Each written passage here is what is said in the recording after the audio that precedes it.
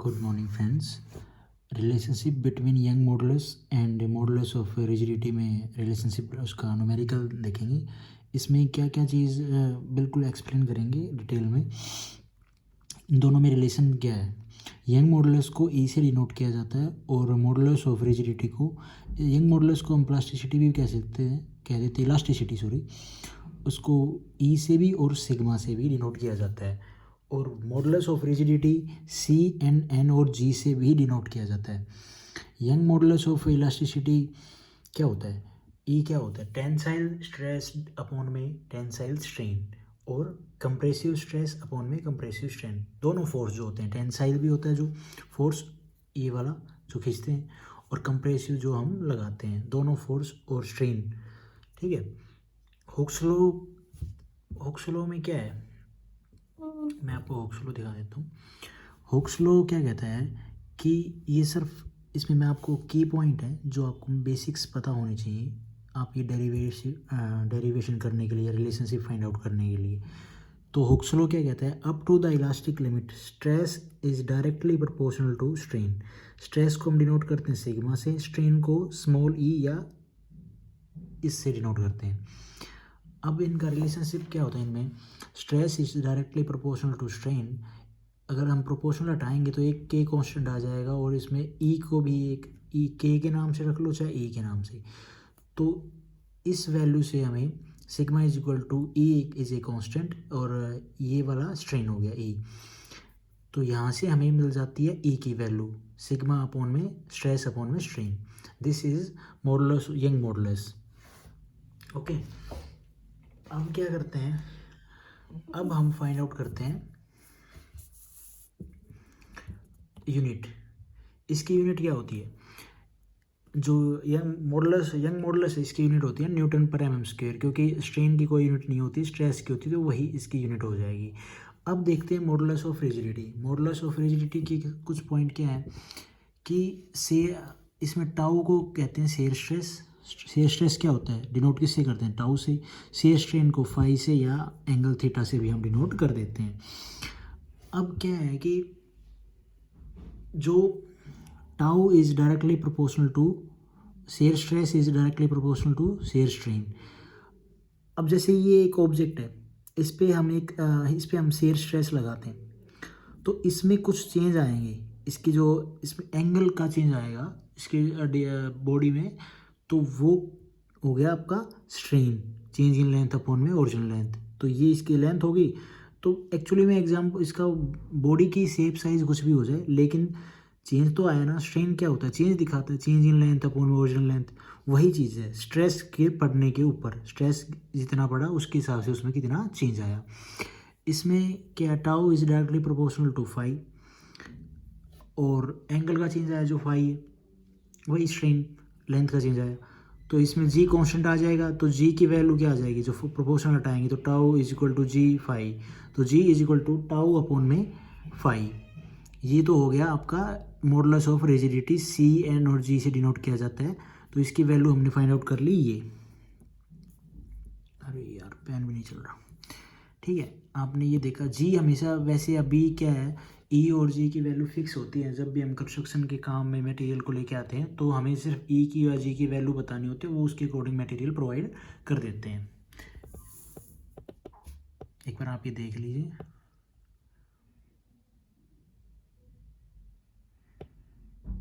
अब देखते हैं आगे। अब रिलेशनशिप स्टार्ट करते हैं, कैसे, देखो भाई,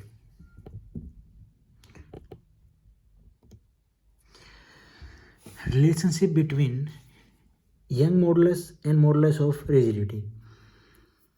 यंग मॉडुलस, जैसे कि एक स्क्वायर ब्लॉक ले लेते हैं अपन, उस पे ये मान लो फिक्स है, लेकिन इसको हटा, फिक्स से हटा से देते हैं, तो इस पे लगाया हमने शेयर स्ट्रेस यहाँ पे ये वाला।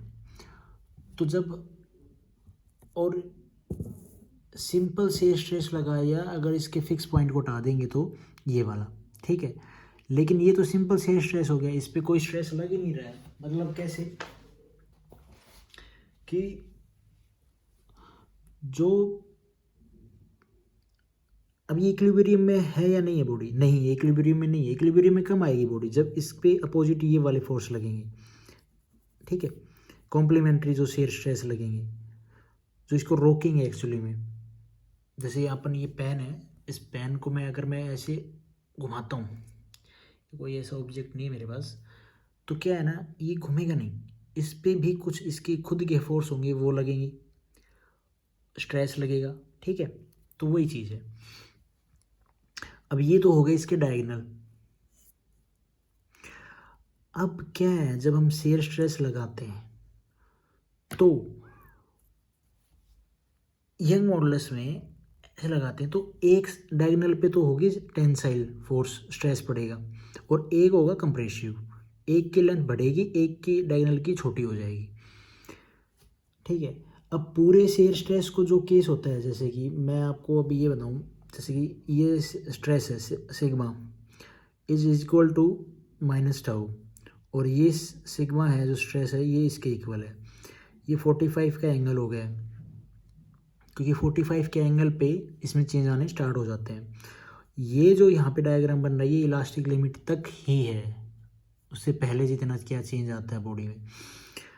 अब क्या है, पूरे शेयर स्ट्रेस को का जो भी केस होता है, प्योर जो शेयर स्ट्रेस का केस होता है, जैसे कि ये हो गया कॉम्प्लेक्स जो ये वाले हैं ये कॉम्प्लेक्स हैं, कॉम्प्लीमेंट्री जो हैं, इनको प्रूफ कैसे करेंगे तो वो आगे एक वीडियो आएगी उसमें पता चल जाएगा।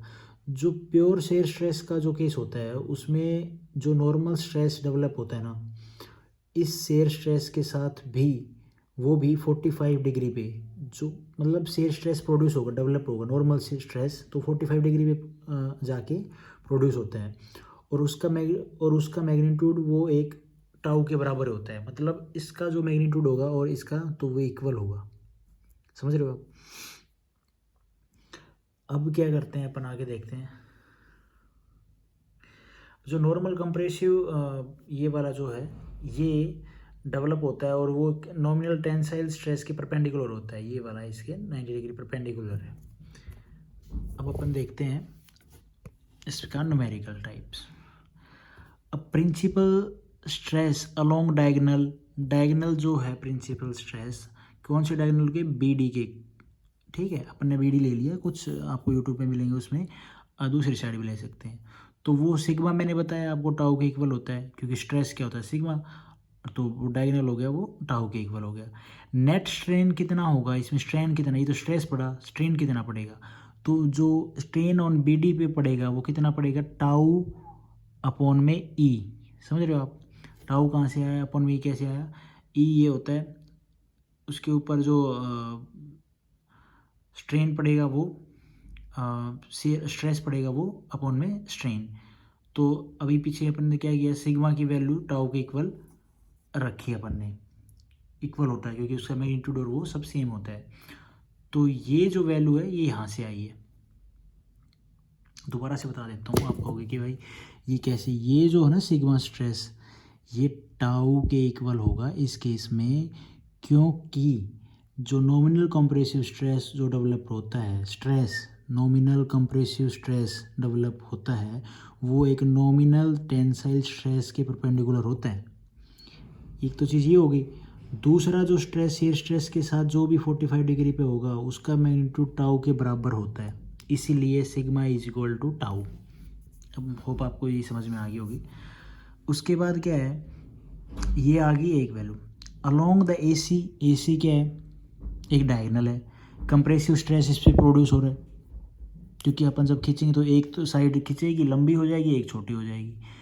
तो इसमें कंप्रेसिव में क्या होगा कि पॉइजन रेशो आएगा, पॉइजन रेशो माइनस में टाउ अपॉन में ई, ये कंप्रेसिव के केस में, कंप्रेसिव क्योंकि ये लेटरल स्ट्रेन में हो गया ना, लेटरल लॉन्गिट्यूडिनल में, कैसे टेंसाइल स्ट्रेन अलोंग बीडी हो रहा है, आल्सो लॉन्गिट्यूडिनल स्ट्रेन होगा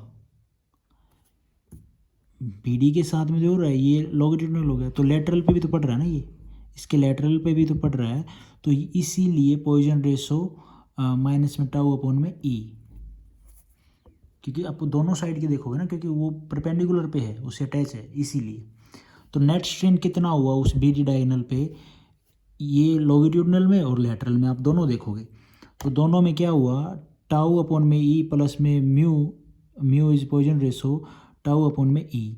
अब आपको ये तो मैंने डायरेक्ट ये प्लस का निशान आपको डायरेक्ट कैसे लगा दिया आपने से, तो भाई ऐसी चीज़ है कि फॉर्मूले में तो ये माइनस में होता है, लेकिन जो कंप्रेसिव लग रहा है मैंने ऊपर आपको देख रहे होगे जो म्यू माइनस में टाउ ई लिख रखा है, तो ये माइनस मिलके और ये माइनस मिलके प्लस बना लेगा, समझ रहे हो। कंप्रेसिव के केस में ये माइनस हो जाता है और ये फॉर्मूले में होता है माइनस में म्यू अपॉन में minus tau upon E. Tensile strain along B D, तो ये अपने पास एक इक्वेशन आ जाएगी जो यंग मॉडुलस से आएगी। अब अपन देखते हैं सेकंड। हाँ, सेकंड में कैसे, जो यंग मॉडुलस ऑफ रिजिडिटी है CNG, ये डायग्राम सेम था, तो जो कितना चेंज आया लेंथ में, कितना डिग्री इंक्रीज हुआ और डिक्रीज कितना हुआ, तो जब हमने शेयर स्ट्रेस लगाया तो ये जो लाइन थी यहाँ पे आ गई और ये यहाँ पे बढ़ गई, तो ये इस तरफ खिंचा ना और ये यहाँ से ऐसे कम हो गया। अभी आप यहाँ से देखो आराम से। इसके बाद हमने एक इसका जो टेम्परेरी डायगोनल आया वो ही आया, यहाँ से हमने परपेंडिकुलर एक डाल दिया, यहाँ पे ई पॉइंट आ गया। अब देखते हैं हम आगे इसमें क्या होता है।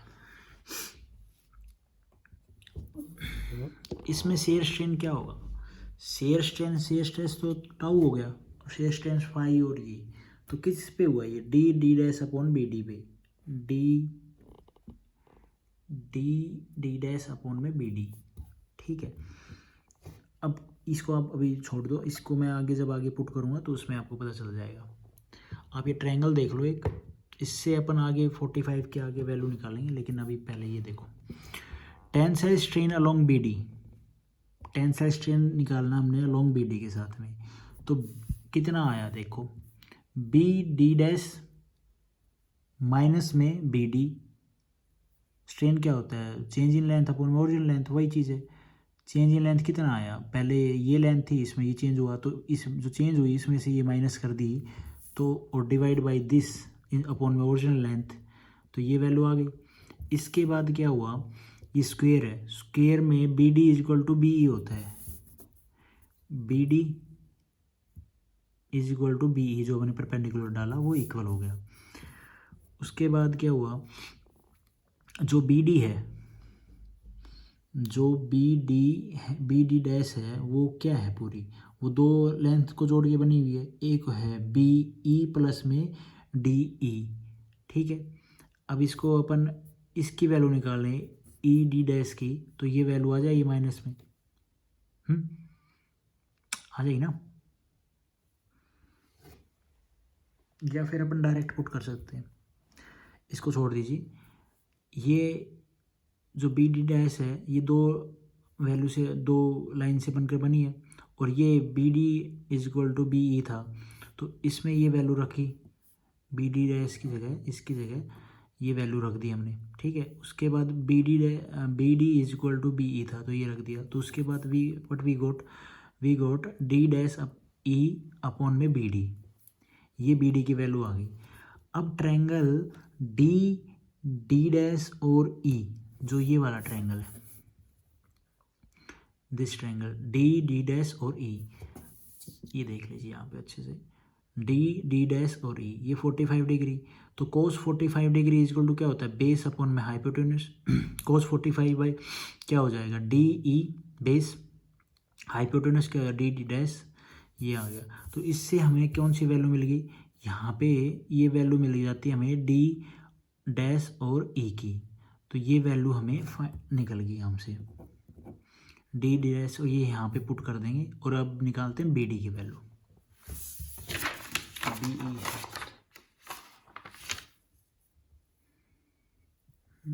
व्हाट इज दिस,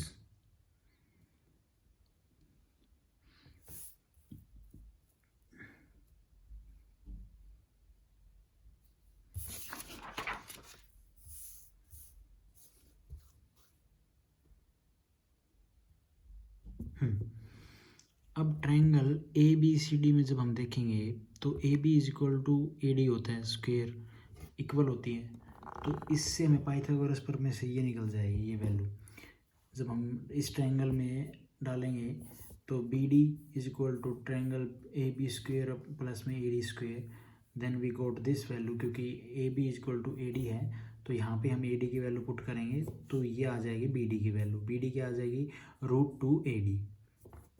अब उसके बाद जो बी डी का अपने जो लेंथ पे कितना टेंसाइल स्ट्रेन लग रहा है वो देखना है। तो जो फॉर्मूला उसमें हमने क्या वैल्यू निकाली थी उस पर देखते हैं। तो जो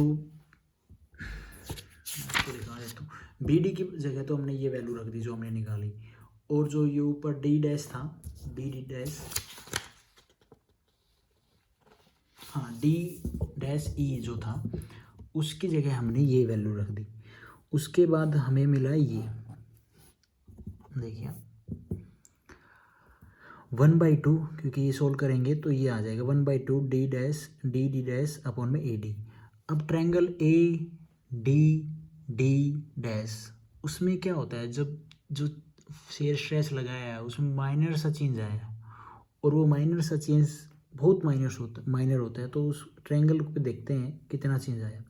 जो ट्रायंगल पे आया है ना, आप ट्रायंगल बना के देखिए, जो ए डी डी डैश है, tan phi is equal to D dash upon में ए डी, ये चीज़ होगी, क्योंकि tan थीटा क्या होता है परपेंडिकुलर अपॉन में बेस, तो बेस क्या हो परपेंडिकुलर हो गया है डी डैश और अपॉन में ए डी। अब वो एंगल इतना छोटा है कि हम tan phi को इक्वल टू phi रख देते हैं, तो उससे हमें ये वैल्यू मिल गई।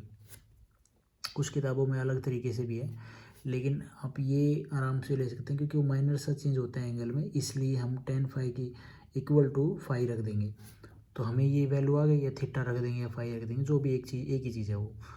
तो जब इसको सोल्व किया इसकी जगह हमने रख दिया phi, तो ये या थीटा, ये आ गई सेकेंड इक्वेशन।